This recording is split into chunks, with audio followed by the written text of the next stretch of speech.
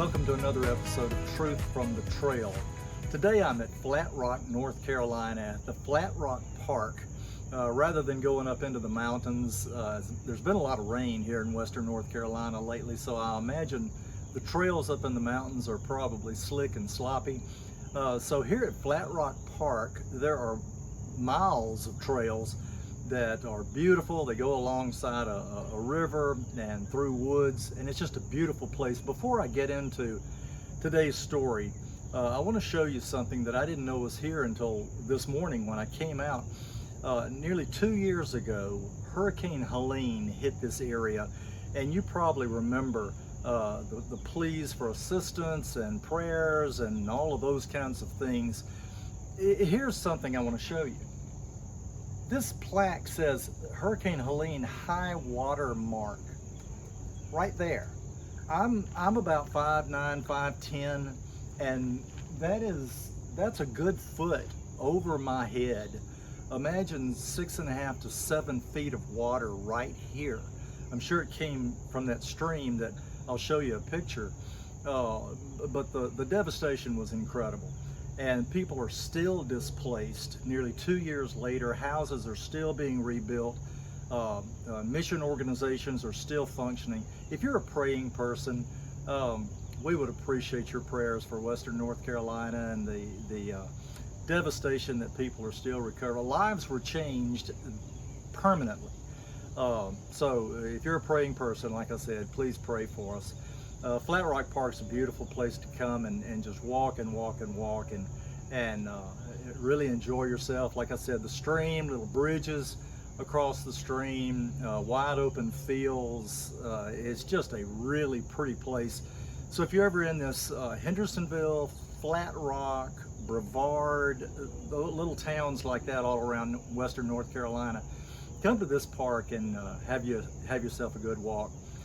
Let me share with you a story from the Bible that I believe is a true story. It's one of the more popular stories, appears in 3 of the Gospels. And if you watched last week's episode, it was the story of Jesus feeding the multitudes. He had just gotten word that his cousin John, we know him as John the Baptist, had been beheaded. And tragic thing, they thought they were getting to a desolate place to be alone, and this mob of people followed him. He ended up feeding that mob of people with 2 little fish and 5 loaves of bread. And so now he has another opportunity to have some reflection on the tragedy that they've had and what's going on in their lives. So what happened was this, and this is the story from the Bible. Immediately following the feeding of the 5,000, Jesus sent his disciples across the lake while he went up on the mountain to pray. The disciples were about halfway across the lake in the wee hours of the morning the next day. And Jesus is up on the mountain praying. The disciples are in the boat out in the water, and a terrible storm came up. The disciples were fighting the waves and trying to keep the boat upright, and Jesus saw them. He saw their difficulty, and he headed out to them walking on the water. As he walked up to them, they all saw him walking on the water, and they thought it was, in fact, they said, "It's a ghost, it's a ghost." It scared them to death. And Jesus said, "Don't be afraid, it's not a ghost, it's me." And Simon Peter said, "Lord, if it's really you, then call me to step out of the boat and walk on the water out to you." So Jesus did. He said, "Come on." And Peter climbed out of that boat onto the water and walked out to Jesus. But when he saw the waves crashing around him and the wind that was blowing, he began to sink. And he cried out, "Lord, save me." And Jesus immediately reached his hand down and grabbed Peter and helped him up out of the water, and they climbed back into the boat. And when they got in the boat, the wind stopped. And the disciples were amazed, and they said, "Who is this that the wind obeys him?" And Jesus said, "Why do you still doubt? didn't understand the feeding of the 5,000. Why do you still doubt me? And immediately they were on the other side of the lake. That's the end of that story. And like I said, it's one of the more popular, one of the more familiar stories in the Bible of Jesus walking on water.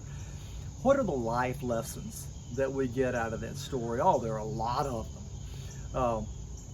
But let me just point out a few that I see in here. And the first one, like I said, setting this story up, they had gotten bad news. John had been beheaded. They were tired. They'd been doing a lot of ministry.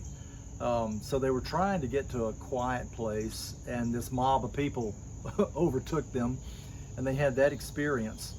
But then Jesus sent his disciples away so that he could go pray. Why was he not in the boat with them? Because he needed some alone time. He needed some time talking to the Father, just with the things going on in his life. Boy, y'all, the first life lesson for me is that we need to pray.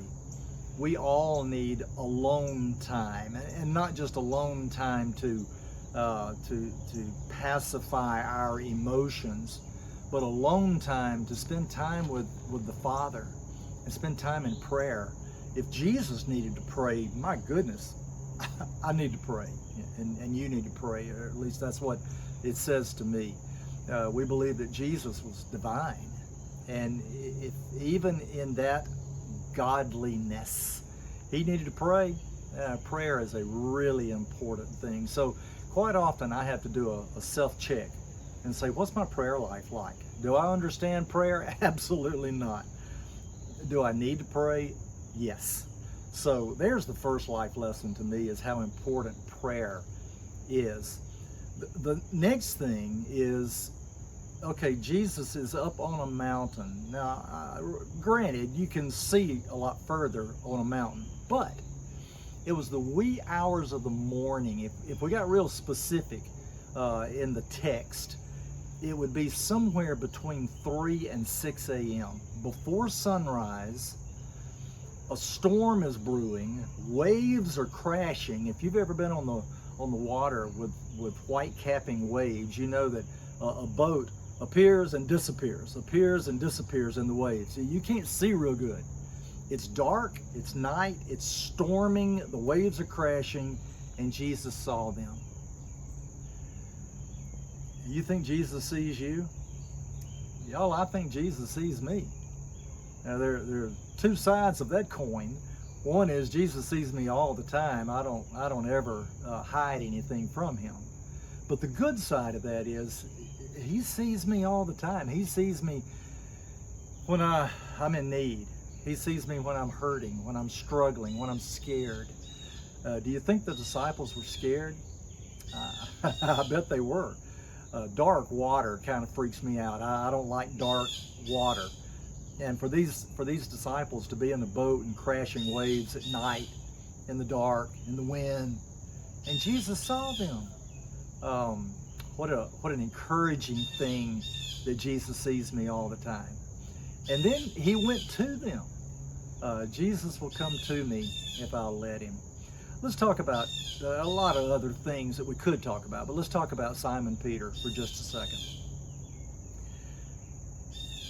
Good, yes, that he was bold enough to say, hey, if that's really you, then let me come out there and walk with you. When you think about, here's a good trivia question you can ask your friends. Name the only person in the Bible, the only human being in the Bible to ever walk on water. And people will say, Jesus. Now, Jesus was all man and all God, but he was the man God. Simon Peter was 100% human. He got out and walked on. Simon Peter walked on water for a few steps. And then what happened? He sank. Why did he sink? The story says he took his eyes off of Jesus and put his eyes on the wind and the waves. Y'all, boy, that's, to me, the life lesson there is I quite often take my eyes off of Jesus and put them on the stuff going on in my life. We all have waves that are crashing in around us, relational issues, financial issues, health issues, fear of the future. Try watching the news, and that'll bring up all kind of negative emotions. And we take our eyes off of Jesus, and what happened to Peter when he did that? Down he went. But once he cried out for help, the story says that Jesus didn't say, you took your eyes off of me, didn't you? No, Jesus immediately reached down to get him. So there's another life lesson. Don't take my eyes off of Jesus, even when the waves are crashing in around me. And then the last thing I see in here is Jesus said, my goodness, with all that you've seen, why do you still doubt? Why are you still amazed at the stuff I can do? Same thing for me. I've seen God do amazing things in my life, and yet there are times when that amazes me. It shouldn't. It shouldn't amaze you either. Well, maybe next time we can be up on a mountainside or enjoying one of these beautiful trails around here in town. I hope you join me. I hope you hit like. I hope you'll subscribe. And I hope to see you next time on Truth from the Trail.